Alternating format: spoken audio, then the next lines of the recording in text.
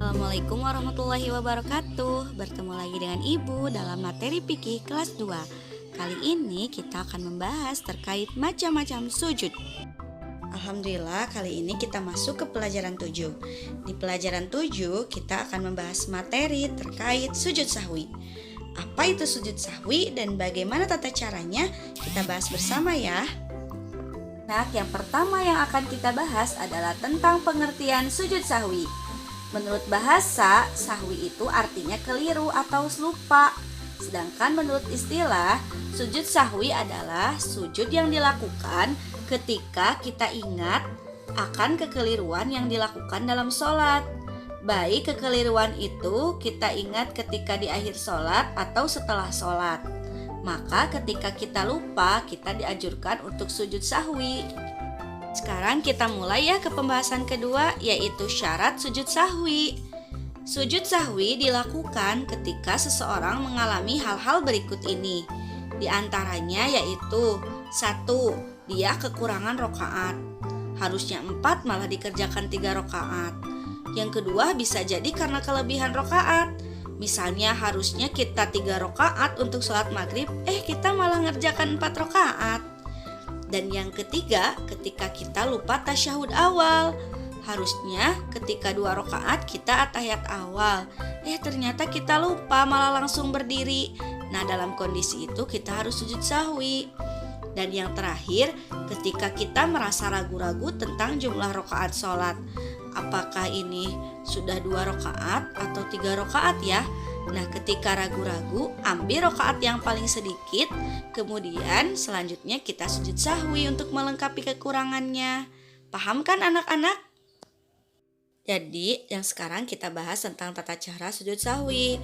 Tata cara sujud sahwi itu dibagi menjadi 2. Ada sujud sahwi di akhir sholat atau sebelum salam, dan ada sujud sahwi setelah sholat atau setelah salam. Yang pertama kita bahas tata cara sujud sahwi di akhir sholat atau sebelum salam. Yang pertama caranya kalian lihat ya di gambar. Jadi setelah at-tahiyat akhir kalian jangan langsung salam, tapi sujud pertama dulu, membaca subhana rabbiyal a'la 3 kali.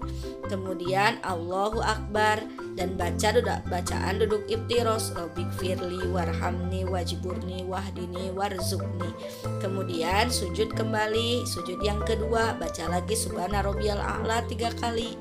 Dan kemudian kalian duduk at-tahiyat akhir atau at-tahiyat kembali, tapi jangan membaca lagi bacaan at-tahiyat, tapi langsung salam. Paham kan? Yang kedua adalah tata cara sujud sahwi setelah sholat. Jadi ini dilakukannya ketika kita sudah selesai salam dari tasyahud. Tata caranya bagaimana? Kalian lihat di gambar ya. Yang pertama, setelah salam dari tasyahud, kalian lalu takbir. Kemudian langsung sujud pertama, baca subhana rabbiyal a'la 3 kali. Kemudian takbir, baca duduk iftiros, Rabbighfirli warhamni wajburni wahdini warzuqni. Kemudian kalian langsung sujud yang kedua, subhana rabbiyal a'la 3 kali. Dan kemudian kalian duduk dulu seperti tasyahud, tapi jangan baca bacaan tasyahud ya, tapi kalian langsung salam. Nah, itu tata cara yang kedua. Mudah-mudahan kalian bisa memahaminya ya. Alhamdulillah anak-anak, pembelajaran kali ini telah selesai. Mudah-mudahan kita semua bisa mengamalkannya dan anak-anak bisa paham bagaimana tata cara sujud sahwi. Selamat mencoba di rumah ya. Jangan lupa kirimkan video kalian sedang melakukan praktek sujud sahwi kepada guru kalian ya, agar bisa dikoreksi. Pelajaran kali ini cukupkan sekian. Wassalamualaikum warahmatullahi wabarakatuh.